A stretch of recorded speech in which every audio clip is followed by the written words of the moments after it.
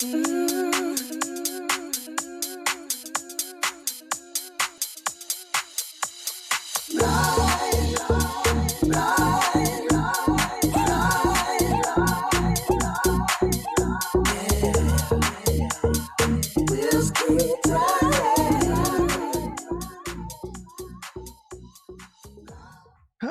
good morning, beautiful people. Happy Tuesday. This is Babz Rawls Ivy. This is Lovebabz, Lovetalk. So I'm not spinning any music today. Guess what I'm doing? I'm talking. This is the Love Talk part. And so guess who's in studio with me today? You know them, you love them. Love 146. They're in the house.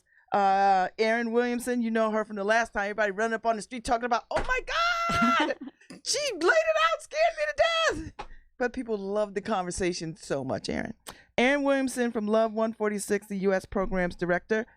Chris Biaterini. All right, hi, Chris. Anti-human trafficking advocate. And Yvette Young, Human Anti-Trafficking Response Team, parentheses, HART coordinator. Good morning. Good morning. How are y'all? Good. This is a timely conversation given what we know this morning about human trafficking and how that all sort of works at a different level that no one saw, or maybe people did see and didn't say anything. It is true. It is. We're seeing a lot more news about it, a lot more people in the news, high-profile people getting arrested. So, yeah, it's definitely a timely conversation. And so nothing is shocking to you, is it, Erin? It takes a lot to shock me now. I will say, I know today we're here to talk about race and the role that race plays in trafficking. And I will say that was something that was shocking when Yvette and I got together a couple of years ago, really, to start the project of really looking at race. And we looked at the disproportionality of the youth that we were identifying as victims in the state compared to, and the race of those youth compared to the population as a whole. We were seeing a lot of our youth of color. Yvette was really, I think, Yvette, do you want to talk about how you were at that national forum when it kind of really hit you? Yeah, so about 2 years ago, for the grant that we have through ACF, we were in D.C. at one of our grantee meetings, and there was a woman from Washington State who was presenting on their grant and what they had done and how, their accomplishments thus far. And one of the things she mentioned was in her community, the majority of youth that were being victimized were African-American girls. And African-American girls was about 85% of their trafficking victims, but they only accounted for 7% of the population in that county. Oh my God. And so that obviously blew me away. And I was like, whoa. And then she started talking about the fact that the buyers were white men, pretty much affluent white men, and how this notion that it was easier to buy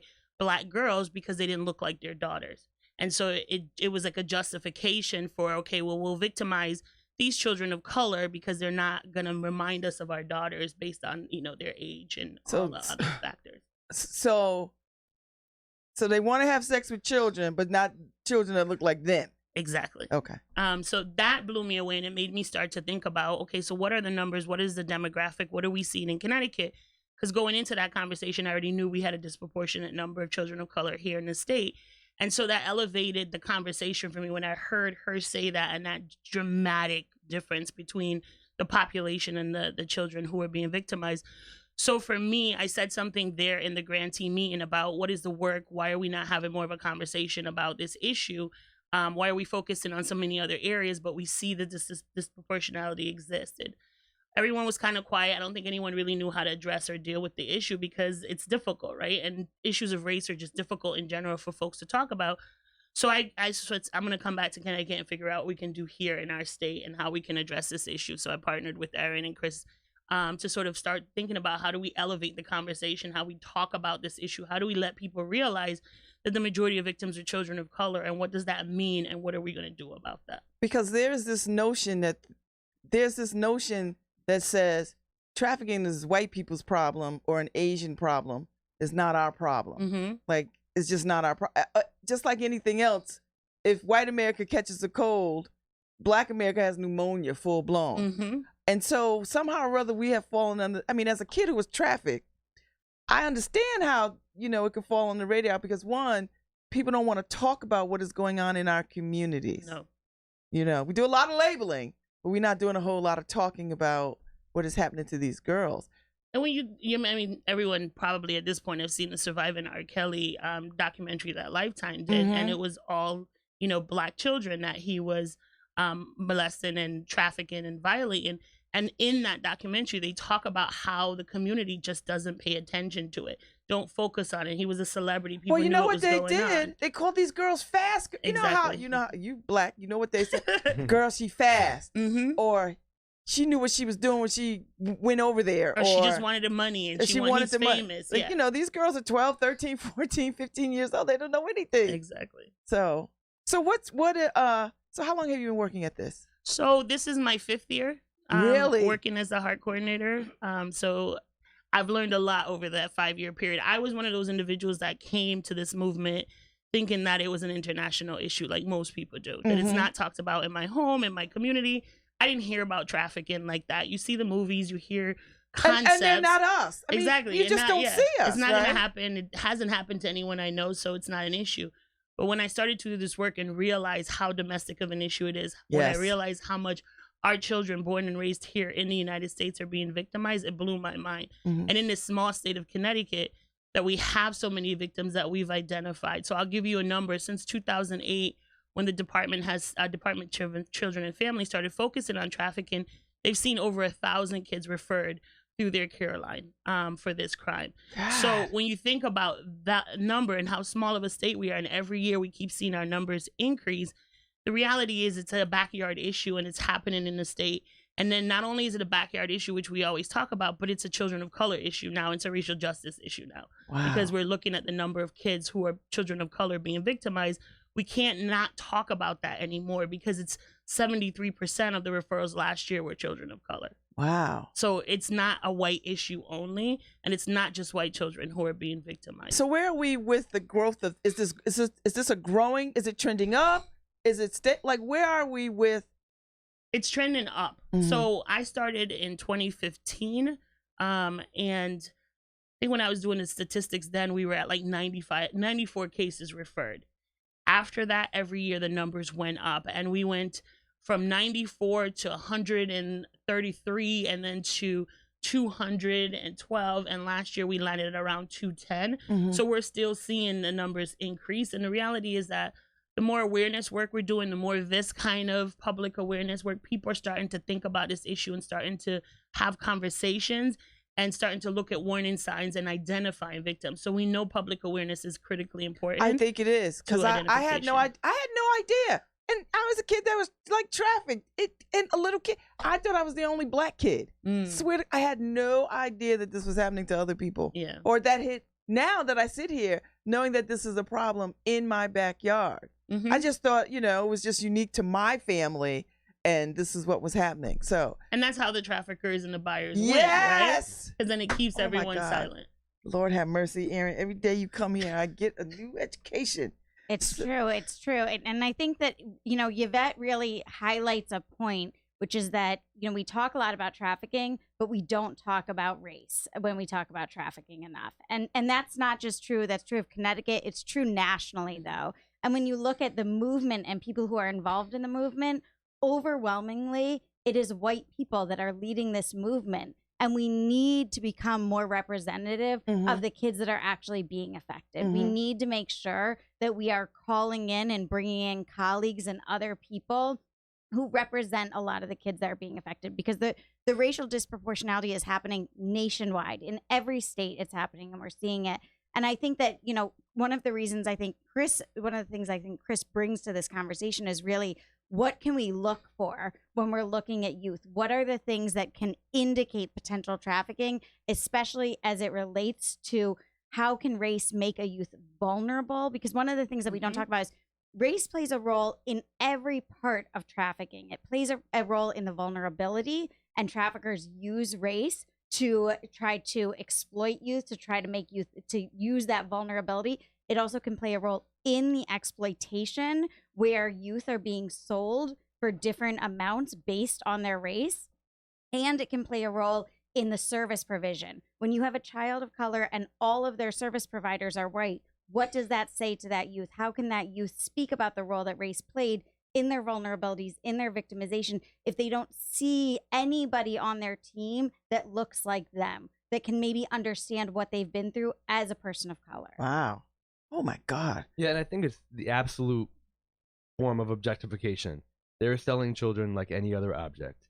And so part of the sale is, what are these children? They're black, they're Asian. They're selling them as that.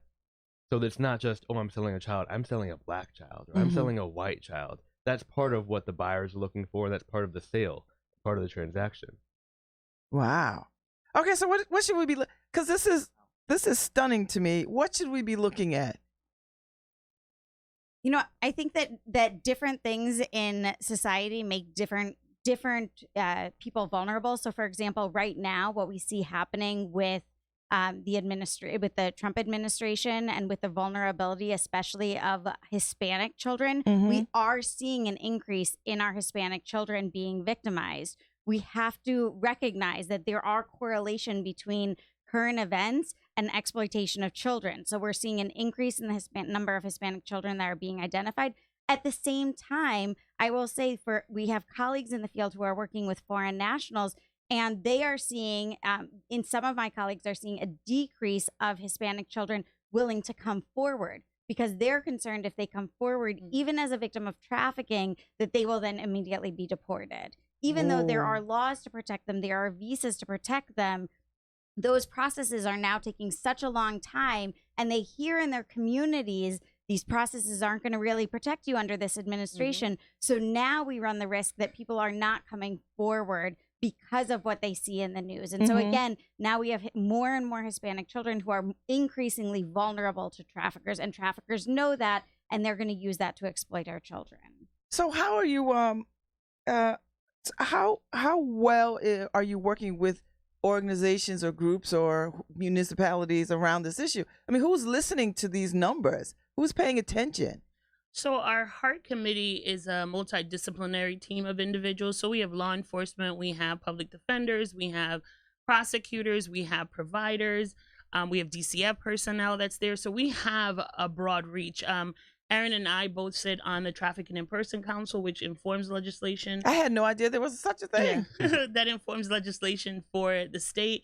So there we have platforms, and there are people we're talking to about this issue. We just elevated the conversation about race and human trafficking at the TIP Council at our last meeting about how we need to start having this conversation. And just like you, a lot of people in the room were shocked and in awe when they heard the statistics, because no one is thinking about the demographics. No one is thinking about who are these children that are being victimized, and asking the questions why, and do we have a system that is set up to lead to their victimization. So I say that to say this, because I said this recently to someone.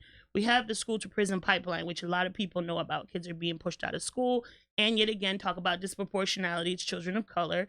And then because they're pushed out of school, then they get into these issues, and then they end up in the prison system, right? Juvenile justice system sort of sucks them up.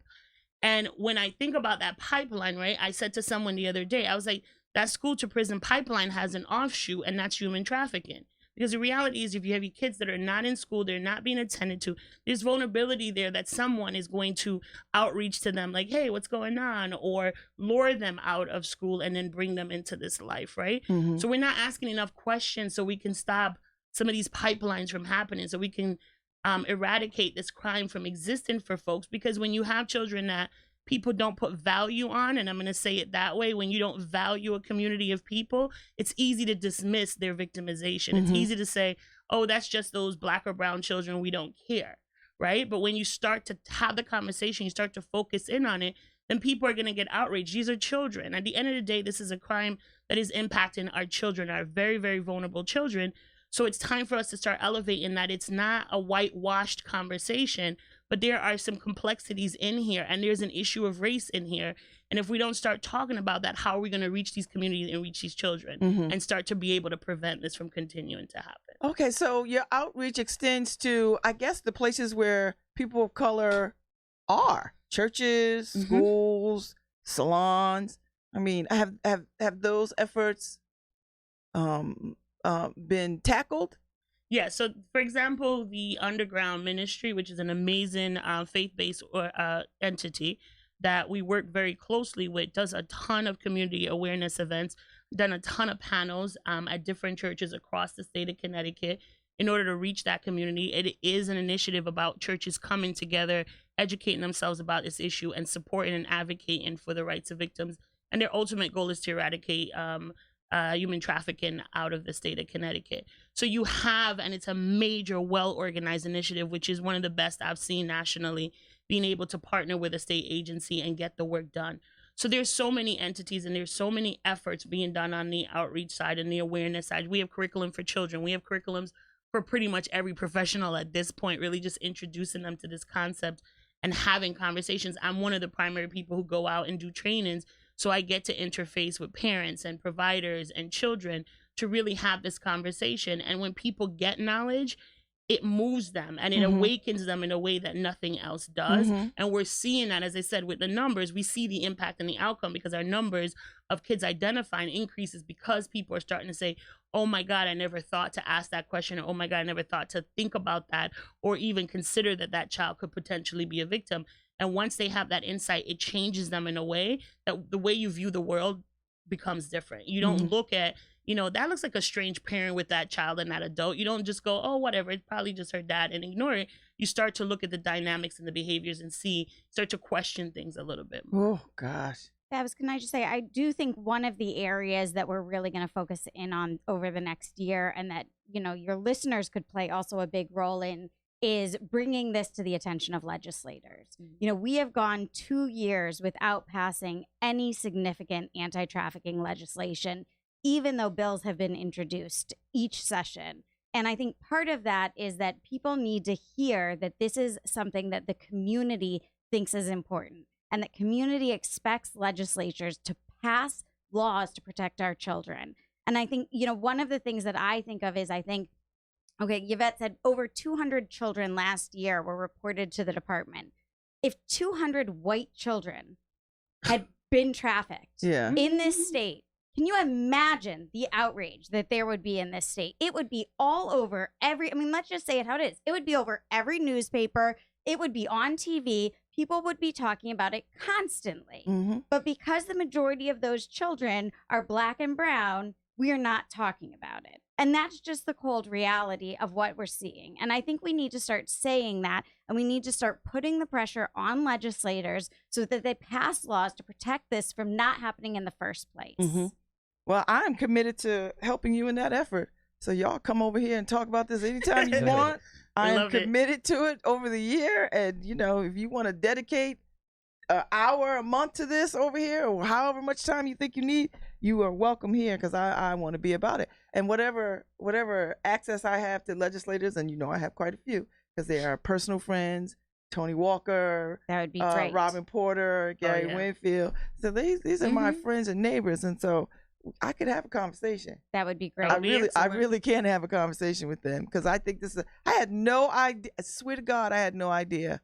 I had no idea. Because no one's talking about it. No one is talking about it, and it freaks me out that and what's a shame, the numbers are so high. And what's a shame is that, you know, the same way that we were talking about the R. Kelly documentary, we do often hear from people that it's quote unquote a victimless crime, or that they were both involved. They both, quote, benefited from this. You know, and we forget that we're talking about children. Yeah. We're not talking about two consenting adults in this situation. Yeah. Whatever you think about, you know, legalization of prostitution, that has nothing, or sex work, that has nothing to do with what we're talking about.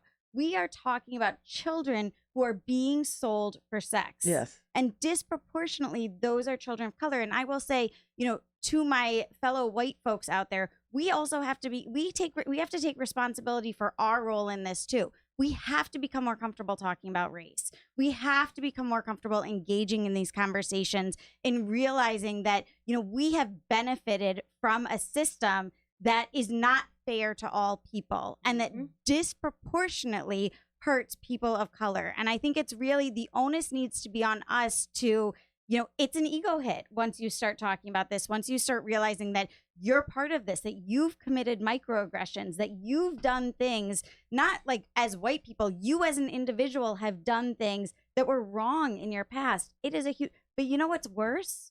What's worse is doing nothing and allowing these social injustices to continue. That's way worse than the ego hit that you're going to take from actually doing self-reflection and engaging these conversations. I tell you what, I was reading a piece on Facebook and somebody pointed out the language. And the language was underage women.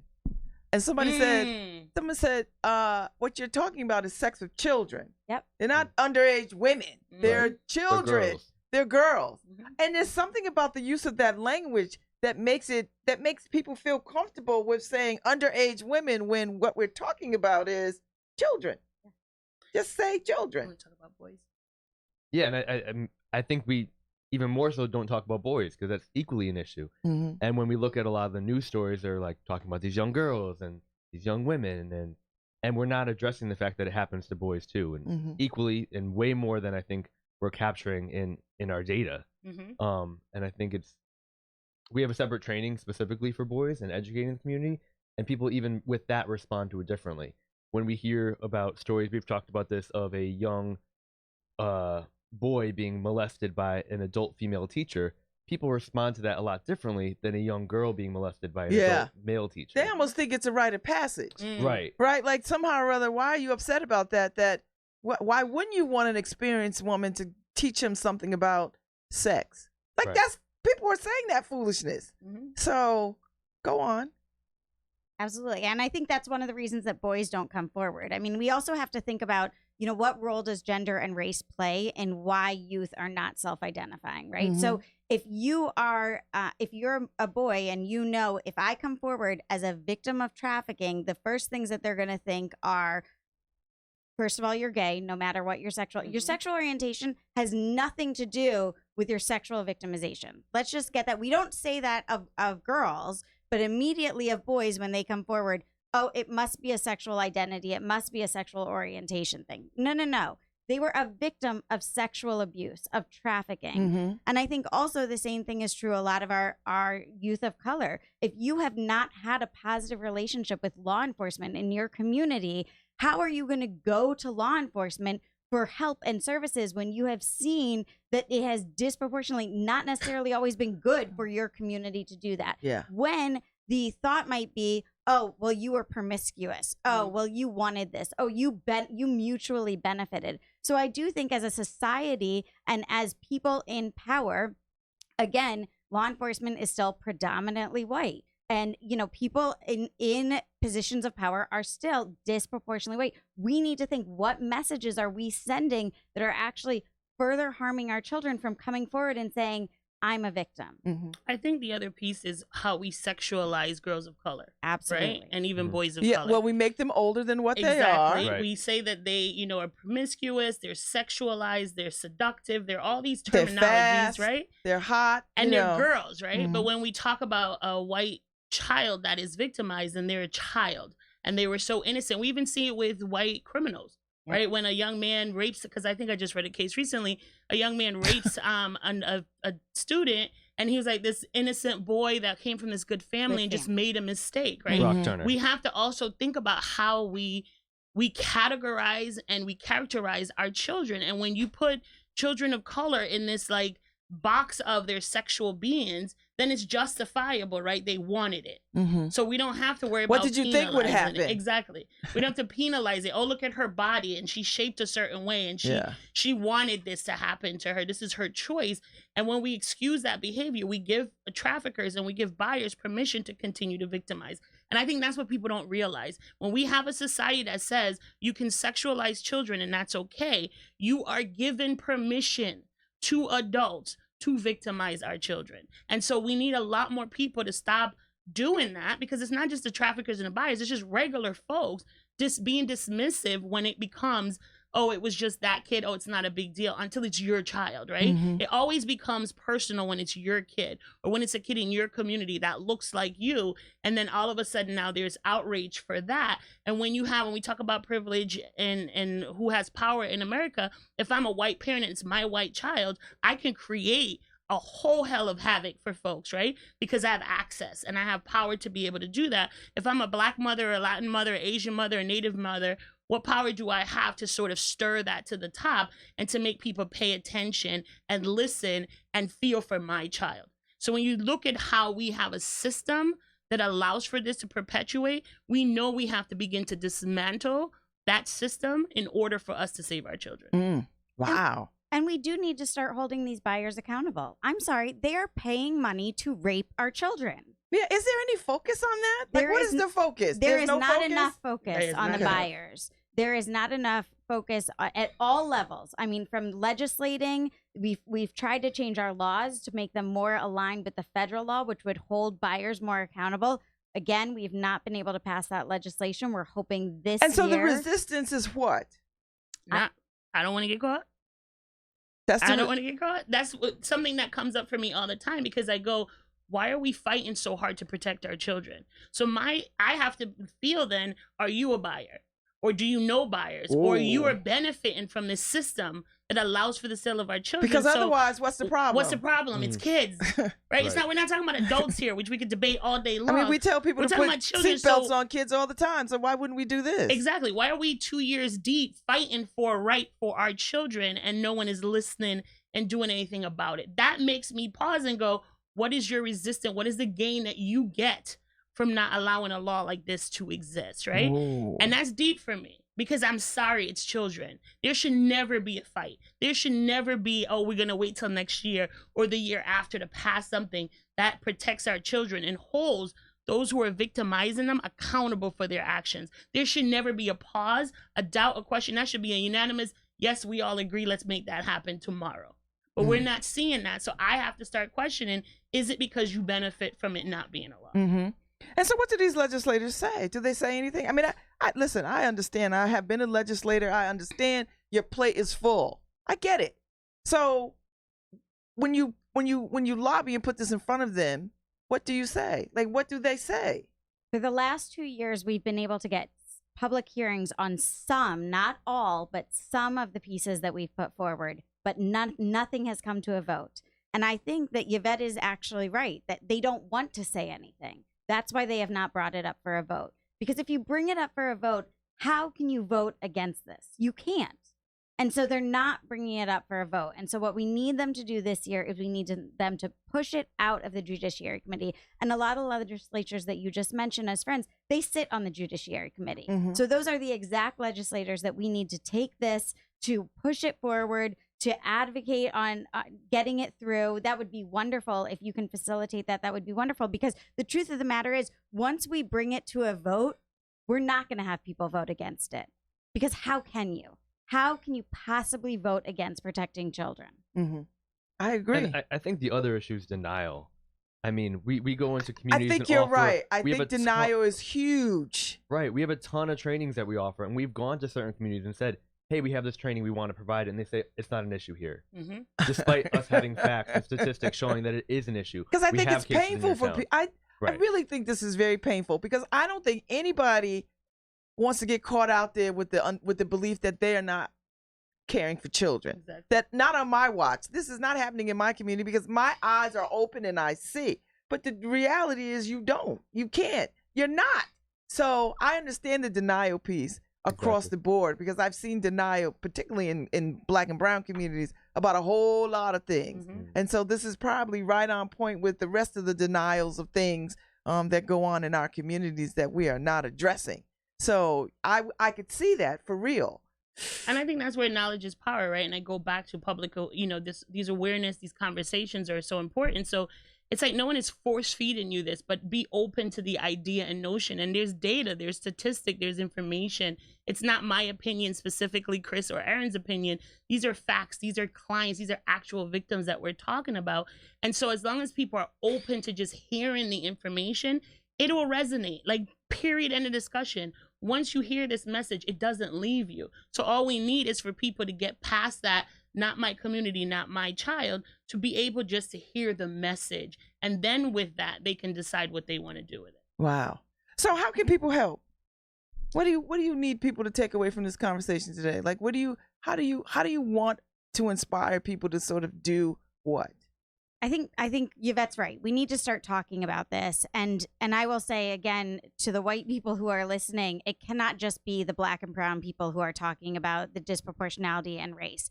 White people have a role to play in this conversation, and we need to start bringing up race where it exists. And disproportionality and racism exists in the role of human trafficking, and we have to start talking about it. So I think talking about it, I think talking about human trafficking, I think talking about race, and I also think talking to legislators, talking to people who have power, talking to people who can make a difference, and saying, I am a constituent of yours, and this is something that matters to me. And I want to know that you are in the LOB, that you are fighting to protect these children because they're my children. They're children in my community.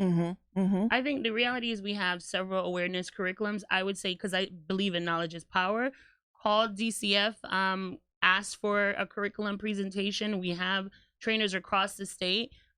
Request to do the intro curriculum at basic, just so you understand what this issue is. Educate yourself. I think for all communities, educate yourself. I'm here advocating for children of color because there's a disproportionality, but my passion is to protect children, period. So all communities, whether you're a white community or a non-white community, whether you're rural or you're urban, it doesn't matter to me. My thing is educate yourself, understand your children are at risk because every single child is at risk of potentially being trafficked. And if you don't understand that, if you don't get the dynamics, if you don't know the warning signs, if you don't understand this issue, it can suck your child out of your home and forever, create a traumatic experience for them. So it's easier to say, at least I have information and I've given that information to my child. Talk to your schools. Realities, we're struggling to get into school systems to educate children about trafficking, right? So go to your superintendents, go to your principals, advocate within your schools that this becomes a part of a training or a presentation or part of a health class, that children get knowledge about human trafficking. Because I can tell you, right, as a parent, and I don't know how you're going to filter that to your child, or if your child will hear it from you because they think you're that crazy parent that was always like nervous about something, but they may hear it from a stranger who comes in and says, hey, this is a reality. Here's the things you need to look out for. Because what we also forget is that children also know children who are being victimized. Yes. And they may not even realize that that child is being victimized. But now that they have information, they can identify a friend and maybe lure them out before they get snatched up. Or they can know now who they can call and talk to about the fact that their peer is being victimized. And for the child themselves, if they understand the dynamics, they understand how the perpetrators work, what strategies and tactics they use, they can protect themselves, right? So there's power in them understanding. So we need our school system to open the doors up and let people in to educate their kids about this crime. And this crosses all socioeconomic backgrounds in the black community. Yes. Because Absolutely. I think there's this thinking that, well, if I live in a nice enough neighborhood, if I have a nice enough job and my kids go to a nice enough school, that I'm above all of this. Like this happens to poor people who are whatever.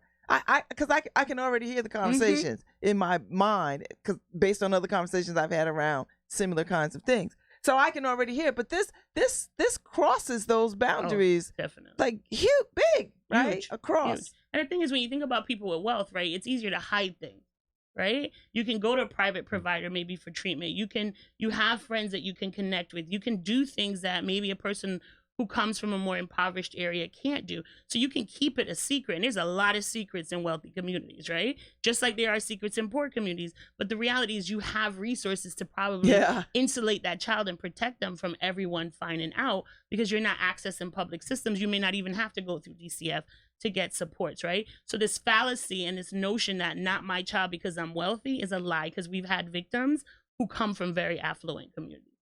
Yvette, do you want to talk about the HEART website? I'm just thinking DCF is a large agency, so to say to contact DCF could seem overwhelming. So do you just want to talk about and the nobody really wants to contact DCF Exactly. because that becomes like a problem. Right? Yeah, we want to dispel that, right? Yeah. So there is help and resources available through the department. So DCF, our HEART team, our committee that focuses on trafficking, we have a website.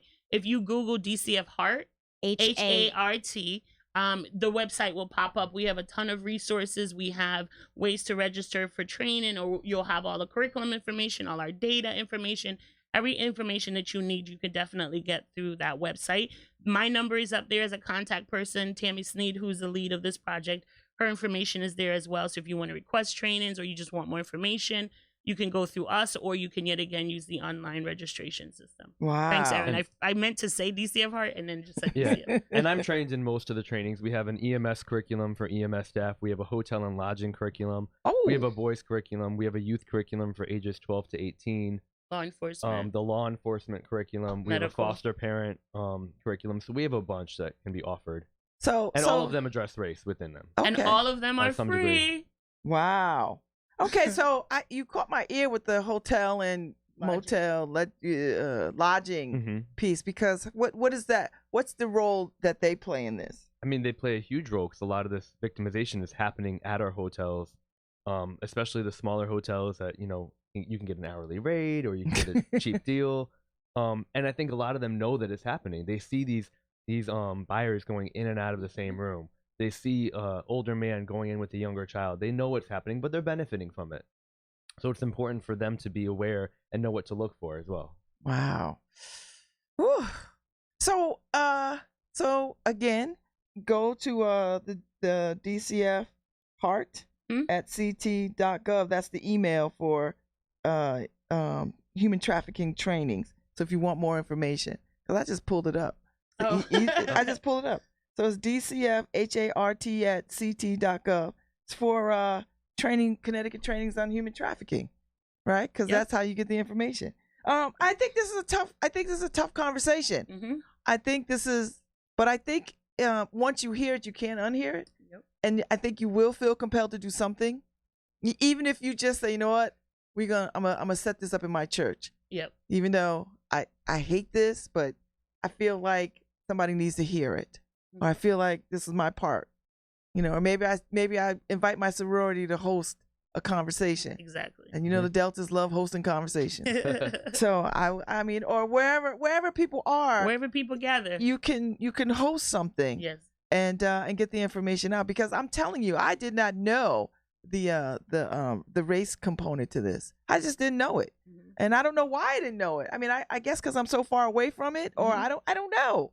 I don't know why I don't know it, but I'm gonna do something about it to make it my business, to make everybody else know what I know now. And we appreciate that. Because that's a big deal. And I think because we're in Connecticut, we think, oh well, we're not the South, we're not Atlanta, we're not. You know what I mean? Like, we always hear about trafficking out of Atlanta, out of their airport. I mean, I hear about that all the time. Absolutely. I never hear about this in Connecticut. Like, I never heard it.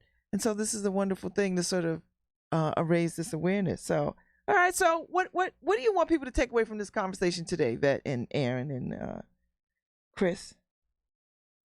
I think the most important thing is like you said, to know that it exists, that the data shows that this exists and that this is an issue, and that we don't have a choice. Once you know that it exists, you have to address it. And that if you don't address it, then in some ways you are part of the problem, because you're part of continuing these misconceptions that young children of color are promiscuous, are older than they seem, are somehow culpable in their victimization. And we can't. Those misconceptions and those stereotypes that continue, we have to start actively dispelling them. We have to start actively speaking out against them in order to stop them from continuing. So does these high profile cases help the cause?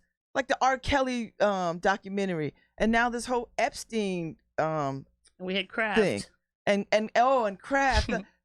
Does this help on some scale? I think on some scale, because it brings it to people's consciousness. I think at the level we need people to really understand how it could be any child, and also the buyers could be anybody, or you don't have to be wealthy to be trafficking children. I think it elevates the concept of trafficking, but it still doesn't do what we need it to do, which is to really speak to how it happens in everyone's community. And so, yes, it's great, but it's like one of those things. It's like, it's news today, it's gone tomorrow kind of energy. Yeah. So for right now, it's going to be talking points, but if you have money, you could brush it under the rug, or, you get off with it, and people are going to be like, oh, okay, whatever, it's not a big deal. But if you're starting to talk about actual children, you're identifying the fact that it's in your community, it has an impact that's a little bit different than this higher level overarching sort of concept that happens with a lot of this high publicity type of thing. I think my takeaway point that I wanted to just address is that all our children are worth protected.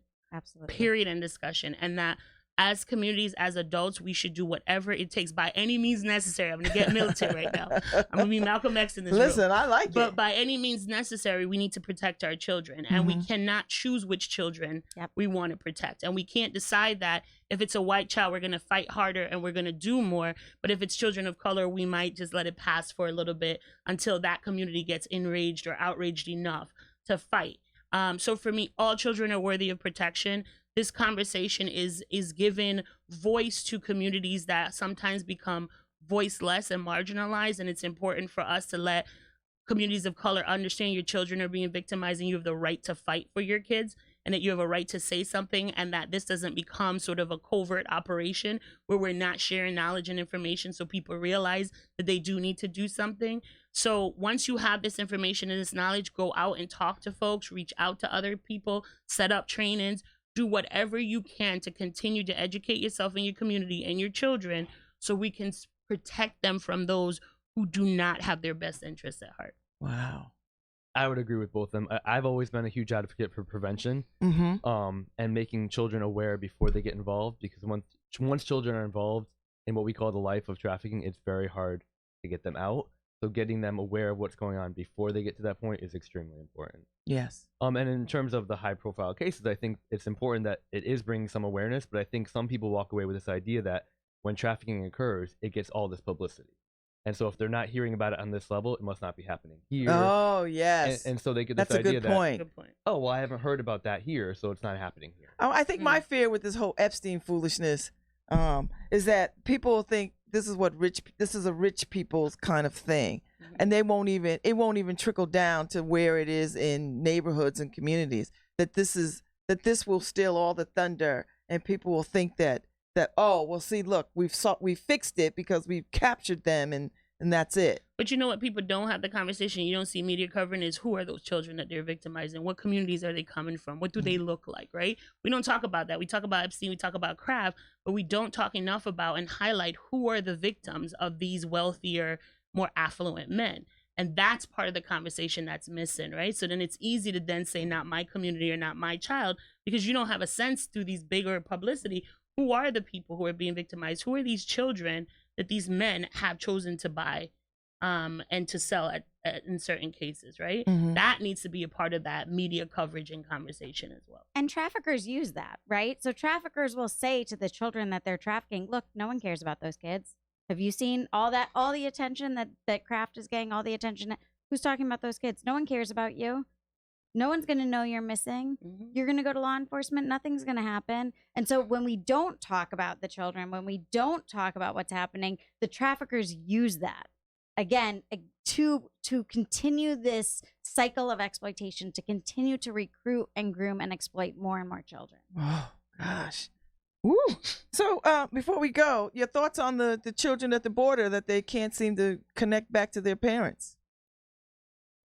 That entire situation is just sad, because beyond trafficking, you have kids who are being sexually victimized. You have I think if people really thought about what would it feel like if you were removed from your family, if you're an adult and your parents or your siblings and you were just stripped away and thrown into a cage or an area, isolated, what would that feel like for you? I think we have to get back to our humanity and to our sense of what is moral and right and just.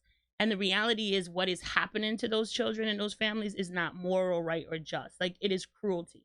And the reality is it's very traumatic. And we know trauma lives and lasts forever in the person. Body. Yes. So we shouldn't even put someone in a position where they have to experience that level of trauma to begin with.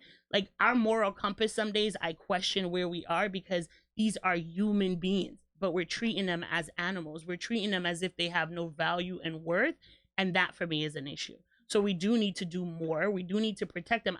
We're all immigrants to this country, period. End of discussion. All of us migrated here. You were born here. So the fact that now that you have, and this is where privilege and power always gets me, now that you have access and you have privilege, you think it's okay then to treat others in this way. And all communities that migrated here initially struggled. right? Initially, there was like the Irish community wasn't accepted at some point. Or you the know? Italians. Or the Italians or the Jews or whatever Jewish people. It didn't matter. So the thing is, like, all of a sudden now we forget our history. We forget that we all were looking for a better life when we came to the United States, and that now it's okay because they're Spanish, Latin, Mexican, you know, African, or wherever they come from, that it's okay to treat them in this way.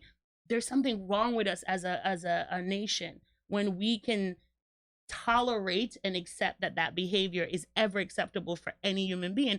And I always sub out, if it was a group of Europeans who came and they were treated in that way, what would be the outrage?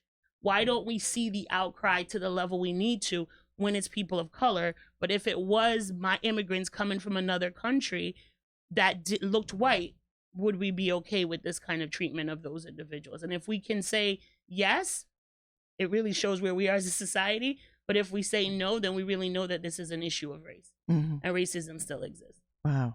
I think you're right. So how can people find y'all? You go to Love 146, go to the website. That's where I am. My email is aaron@love146.org. But we also have a lot of great information on our website. Actually, Chris and Yvette and I and another individual wrote an article about race and the role race plays in trafficking. And that has been put up as a blog now on our website. So you can see that there. It has a really great first-person account from a survivor of the role race played in his victimization. So again, you can hear it firsthand, which I think can be really important and impactful. Chris, how can they get in touch with you? I mean, probably the best way would be via email. It's Christopher, CHRISTOPHER .Bidorini, BIDORINI @ct.gov. And for me, if you go to DCF Heart webpage, my contact information is listed there. Wow. This has been another wonderful conversation. I want you all to come back, or Love 146. Josh Mamus, thank you for bringing this work, because I learned something. I learned something else new. I learned about Facebook the last time. Now I learned about this. I'm gonna be a walking, talking, trafficking badass in a minute, because I know all of this stuff. Thank y'all for coming. This is God's work, and it needs to be done. And I appreciate y'all so much. Thank you. Thank you for having us. Thank you, Harry. I'm gonna play us out.